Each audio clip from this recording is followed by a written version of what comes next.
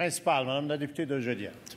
Ce matin, en conférence de presse, les gens de la Cinémathèque québécoise lancent un cri d'alarme à la ministre de la Culture, afin d'éviter que la Cinémathèque ne disparaisse dans une fusion forcée, appréhendée avec Bibliothèque et Archives nationales du Québec. Ça fait suite à un autre cri du cœur lancé au début du mois par des producteurs et réalisateurs bien en vue, comme Roch Demers, Denis Arcand, Claude Fournier, Marc-José Raymond, Micheline Langto, Gabriel Pelletier, face à la crainte d'assister à ce mariage forcé. La Cinémathèque québécoise est la seule au Canada, une des plus importantes dans le monde, Monsieur le Président. Sa mission est essentielle pour préserver, diffuser, promouvoir notre patrimoine audiovisuel et cinématographique. Ce qu'on souhaite, ce n'est pas une fusion, c'est un meilleur soutien de notre institution québécoise du cinéma.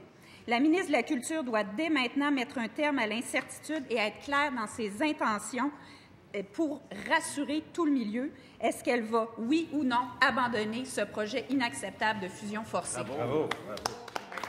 Madame la ministre de la Culture. Le projet n'existe que dans la question.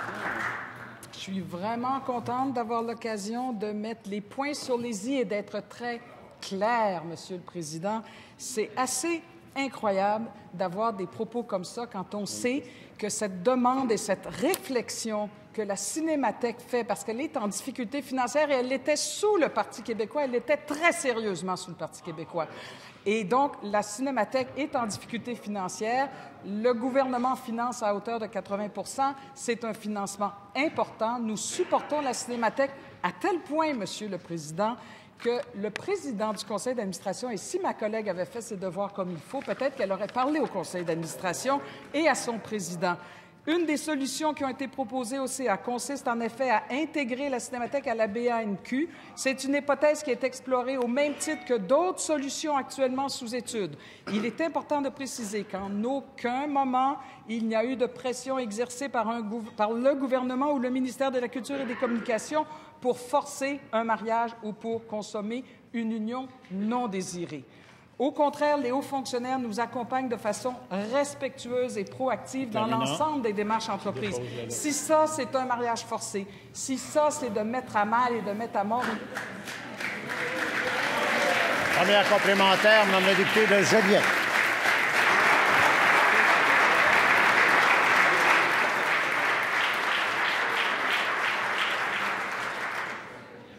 Monsieur le Président, j'ai le sentiment de rejouer dans le film des conservatoires. On nous disait comment c'était formidable. Le conseil d'administration était d'accord, mais il a fallu parce que... S'il vous plaît. S'il vous plaît, il n'y a qu'une personne ici qui a le droit de parole. C'est Mme la députée de Joliette. S'il vous plaît. La ministre va répondre à la question qui va lui être posée, mais je voudrais l'entendre, la question, avant de...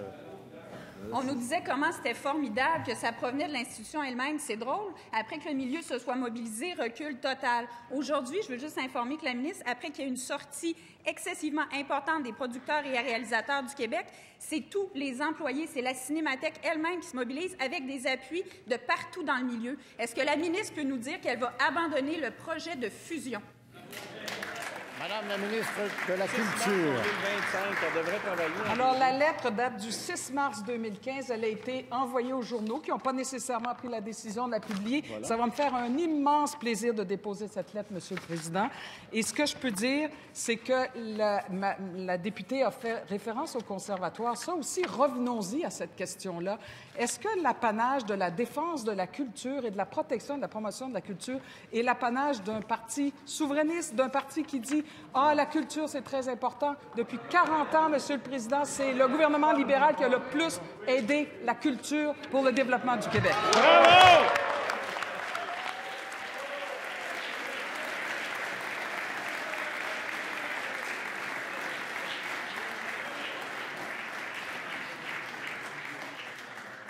Consentement pour le dépôt de la lettre de Mme la ministre. Consentement.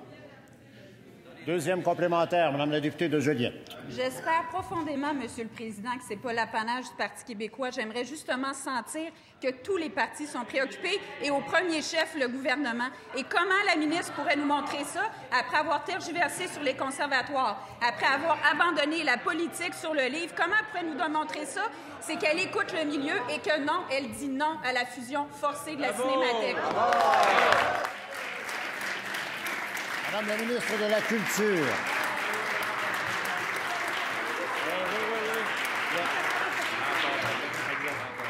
Alors, écoutez, je peux l'aider à lire la lettre. Sylvie va l'avoir en main propre. En aucun moment, et ça date du 6 mars, il y a eu de pression exercée par le gouvernement. Pas de pression, mais des réunions, par exemple. Oui, on est au travail, puis oui, on est au travail pour sauver un fleuron qui est important, la mission de la Cinémathèque, et nous allons y travailler. Nous y travaillons très sérieusement. La gouvernance, le contenu, le contenant. Je sais que la réponse ne l'intéresse pas, mais je lui parle quand même. Alors, donc, la culture pour le gouvernement libéral est une priorité. Je pense que nous en avons fait maintes fois la preuve depuis que nous sommes au pouvoir. Bravo!